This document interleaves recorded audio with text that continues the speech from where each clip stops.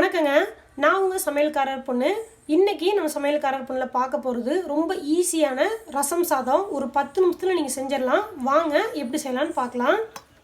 சாப்பாடு செய்கிறதுக்கு ஃபஸ்ட்டு அரிசி ஊற வச்சுக்கலாங்க.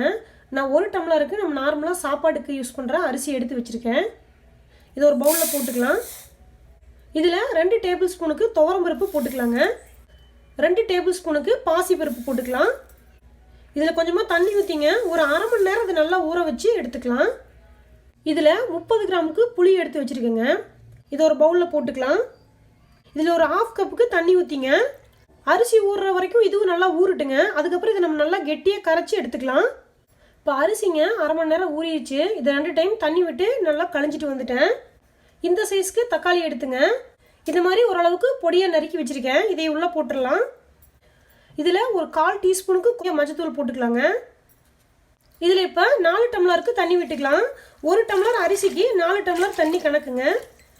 இப்போ இதை மூடி போட்டு வச்சிடலாங்க. மீடியம் ஃப்ளேமில் 5 விசில் விட்டு எடுத்துக்கலாங்க.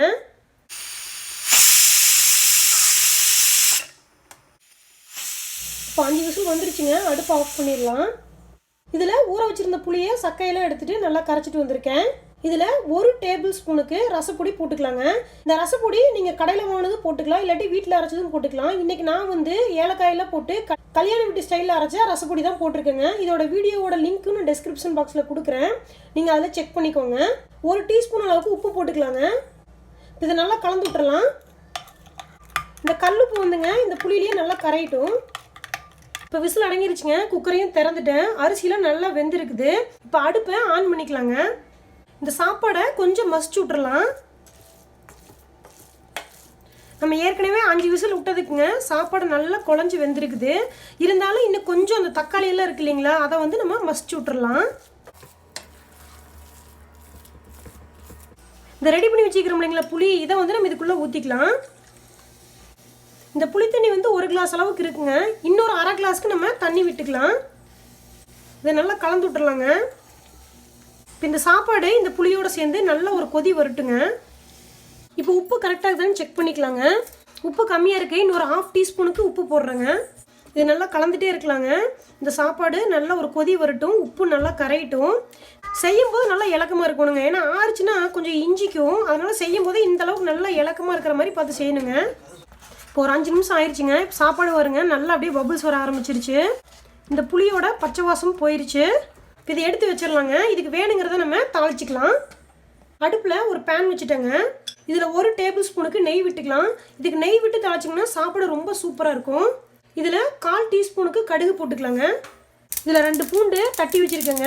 இங்கே கடுகு வெடிக்குது. இந்த பூண்டை போட்டுக்கலாம். இந்த நெய்லேயே இந்த பூண்டு நல்லா வணங்கட்டுங்க.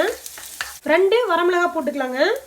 1 கொத்துக்கு கருவேப்பிலை கிள்ளி வச்சுருக்கேன். இதையும் போட்டுக்கலாம். இப்போ அடுப்பை ஆஃப் பண்ணிடலாங்க. இப்போ இந்த தாளித்து வச்சுருக்கிறத நம்ம சாப்பாடுக்குள்ளே கொட்டிக்கலாம். இப்போ இதை நல்லா கலந்து விட்டுறலாங்க. கடைசியாக இது மேலே கொஞ்சமாக மல்லித்தலை தூவிக்கலாங்க. இவ்வளோதாங்க. ரொம்ப சூப்பரான ரசம் சாதம். ஒரு 10 நிமிஷத்தில் நீங்கள் செஞ்சிடலாம். காய்கறி எதுவும் இல்லையேன்னு நீங்கள் யோசிச்சுட்டு இருக்கிற சமயத்தில் இந்த ரசம் சாதம் செஞ்சு பாருங்கள். வெறும் வடகம் இல்லாட்டி அப்பளத்தை மட்டும் வச்சு சாப்பிட்டு பாருங்கள். அவ்வளோ டேஸ்ட்டாக இருக்கும். கண்டிப்பாக நீங்களும் இந்த ஈஸியான ரசம் சாதத்தை உங்கள் வீட்டில் செஞ்சு பாருங்கள். எப்படி இருந்துச்சுன்னு உங்கள் கமெண்ட்ஸ் எனக்கு சொல்லுங்கள். இந்த வீடியோ உங்களுக்கு பிடிச்சிருந்தா சமையல்காரர் பொண்ணுக்கு சப்ஸ்கிரைப் பண்ணுங்கள். நான் இன்னொரு சூப்பரான வீடியோவோட உங்களை சந்திக்கிறேன். தேங்க்யூங்க.